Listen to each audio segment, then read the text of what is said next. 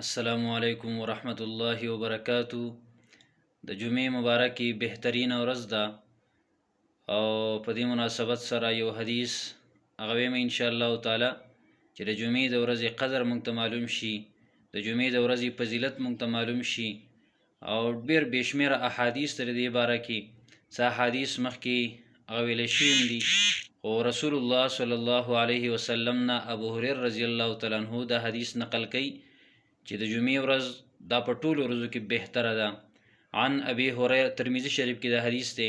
عن ابي هريره رضی الله تعالی عنه، دا ابو هريره رضی الله تعالی عنه نه روایت دی. قال دی فرمای قال رسول الله صلی الله علیه وسلم، رسول الله صلی الله علیه وسلم فرمایل نبی علیہ الصلوۃ والسلام فرمایلی دي چې خیر یوم طلعت فيه الشمس یوم الجمعه، په ټولو هغه ورځو کې چې نور پکې راخیږي، یعنی ورځې په ټولو ورځو کې چې څومره ورځې دي نو پای کې بهترین ورځ یوم الجمعه هغه د جمعې ورځ ده.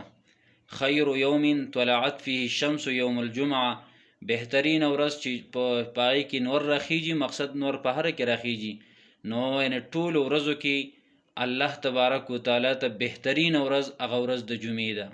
او نبی علیہ الصلوۃ والسلام بیا فرمایل چې په دې کې ډېر لوی لوی کارونه شوي دي. وفيه خلق آدم علیه الصلوۃ والسلام، په دې کې آدم علیه الصلوۃ والسلام پیدا شوی دی. الله رب العالمین په دې کې آدم علیه الصلوۃ والسلام پیدا کړی دی. د یو عظیم کارو د یو لوی کار په دې کې شوی دی. وفيه ادخل الجنه، او په دې ورځ کې آدم علیه الصلوۃ والسلام جنت تم داخل شو. نو دام یو لوی کارو، یو عظیم کارو، په دې کې آدم علیه السلام جنت ته تللی دی. وفيه اخرج منها، او په دې کې آدم علیه السلام د جنت نه راویستلی شوی دی.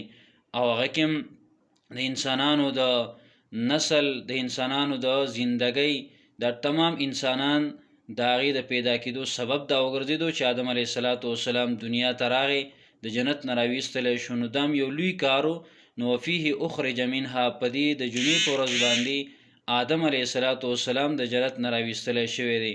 او بیا نبی علیه السلام فرمایي ولا تقوم الساعة او الا في يوم الجمعة، ولا تقوم الساعة الا في يوم الجمعة، او قیامت چې قایمیږي نو هغه هم د جمعې ورځي، د جمعې په ورځ باندې به قیامت هم قایمیږي. نو دا لوی لوی کارونه د جمعې په ورځ باندې شوي دي. نو د جمعې ورځ د الله تبارک وتعالی په نزد باندې یو بهترینه ورځ ده، یو لوی ورځ ده. او نبی علیہ الصلوۃ والسلام دی حدیث کې تاسو واورېده چې په مخ د ځمکه په تمام ورځو کې څومره ورځې چې دي د دې دنیا چې څومره ورځې دي، په ټولو ورځو کې بهترین ورځ هغه ورځ د جمعې ده. نو عزتمندو دې قدر پکار دی او دې باندې اعمال کول پکار دي او الله رب العالمین په دې کې راضي کول پکار دي.